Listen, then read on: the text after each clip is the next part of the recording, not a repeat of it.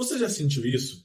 Aquela pessoa que nunca responde suas mensagens no tempo certo, que aparece quando quer e some quando mais importa, que te faz sentir vivo num momento e invisível no outro.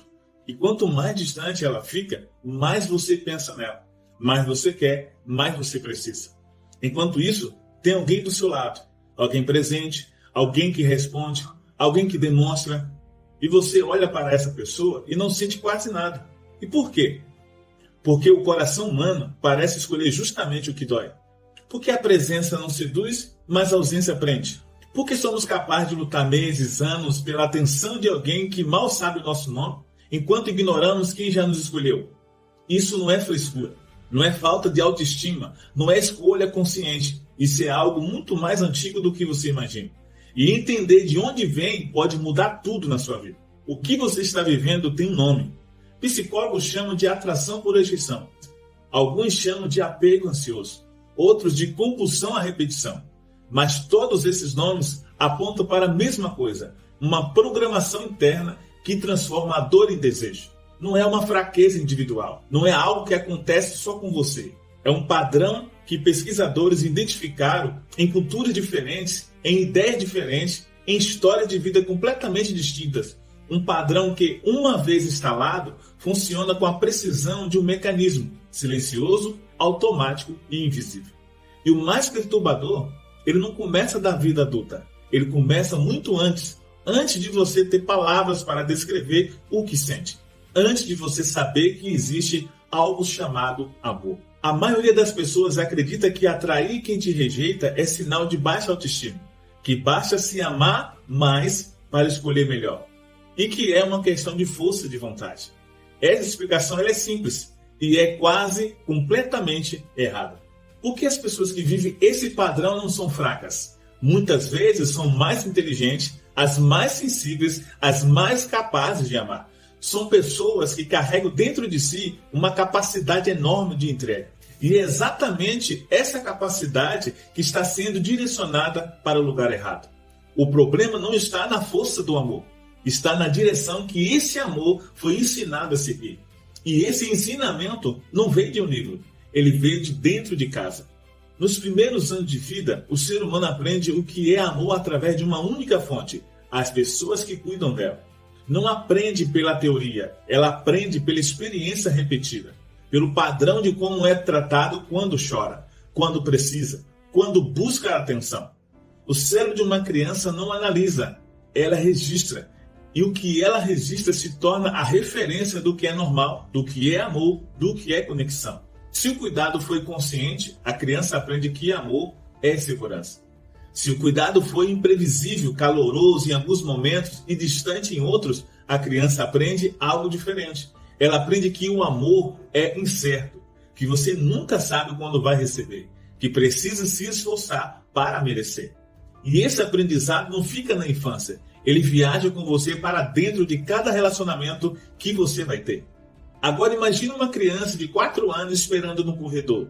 Ela não sabe exatamente o que espera. Sabe apenas que quando a mãe chega naquele humor, ela precisa ficar quieta. Quando o pai está presente de verdade, ela sente algo que não tem nome ainda, mas parece o mundo inteiro. Quando um deles vai embora, ou se fecha, ou se afasta, alguma coisa dentro dela entra em colapso.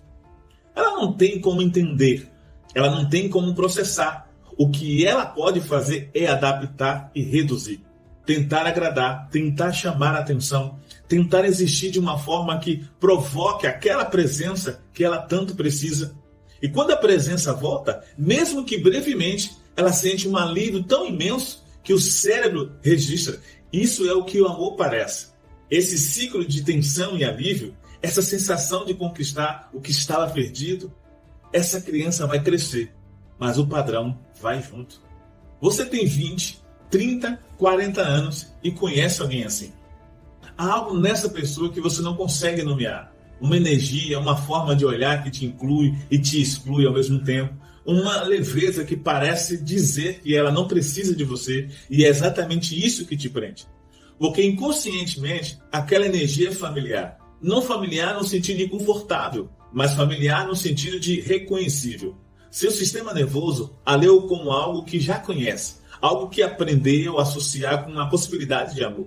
E aí começa. Você manda uma mensagem, ela demora a responder. E a espera é insuportável, mas ao mesmo tempo viciante.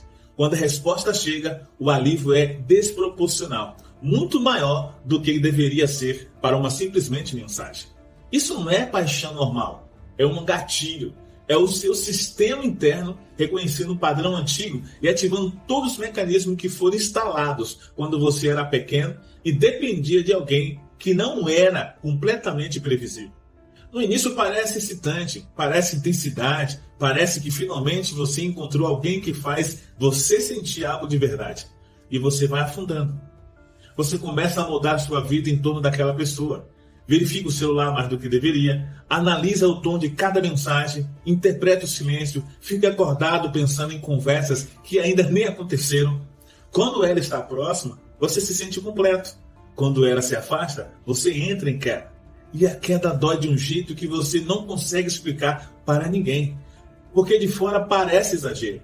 De fora parece que você está obcecado por alguém que mal te conhece. E você está, mas não porque é fraco.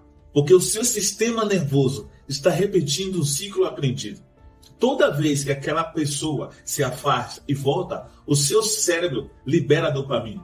O mesmo neurotransmissor liberado em comportamentos de dependência. O mesmo mecanismo que faz apostadores continuarem apostando mesmo depois de perder.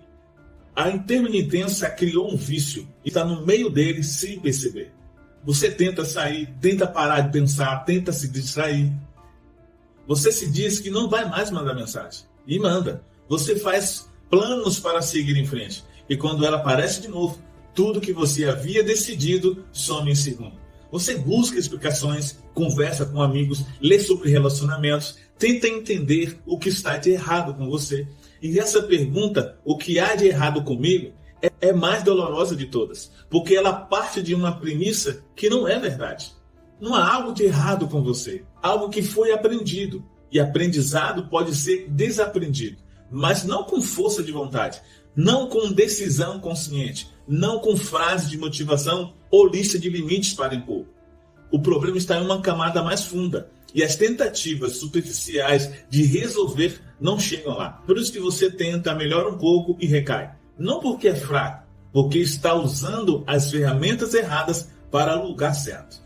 Com o tempo, esse padrão começa a custar. Custa energia, custa autoestima, custa capacidade de estar presente na sua própria vida. Você passa a se ver pelo reflexo do que aquela pessoa pensa de você. Quando ela te valoriza, você se sente capaz. Quando ela te ignora, você duvida de tudo que é. Você começa a diminuir suas próprias necessidades, a justificar comportamentos que não deveriam ser justificados. Mas há uma parte sua que agora observa em vez de só ser arrastada. E essa parte é tudo. Entender de onde vem o padrão não apaga a dor, mas muda a relação com ela. Você começa a perceber nos momentos de atração intensa que parte do que sente não é sobre a pessoa em si, é sobre o que ela representa, é sobre o eco de algo antigo que voltou à superfície. E com o tempo você começa a fazer perguntas diferentes. Não porque ela não me quer, mas o que essa dinâmica está ativando em mim? Não o que eu faço de errado, mas que tipo de vínculo eu preciso aprender a tolerar? Você começa a notar que a presença tranquila, que antes parecia sem graça, começa a ter um sabor diferente.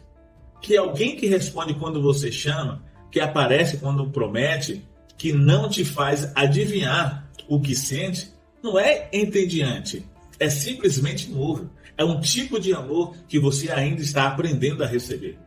Porque receber amor estável também precisa ser aprendido, especialmente por quem foi ensinado que amor vem com incerteza. Vivemos num tempo que confunde intensidade com profundidade. Uma pessoa que te ignora parece mais valiosa do que uma pessoa que te vê. A ansiedade virou anônimo de amor. A angústia virou prova de que é verdadeiro. Mas intensidade não é profundidade. Ansiedade não é amor. A dor que você sente por quem não te escolhe não é evidência de que aquela pessoa é a pessoa certa. É evidência de que o seu sistema ainda está funcionando com uma programação antiga, escrita no momento em que você não tinha escolha sobre o que aprender. Mas entenda, você tem escolha agora.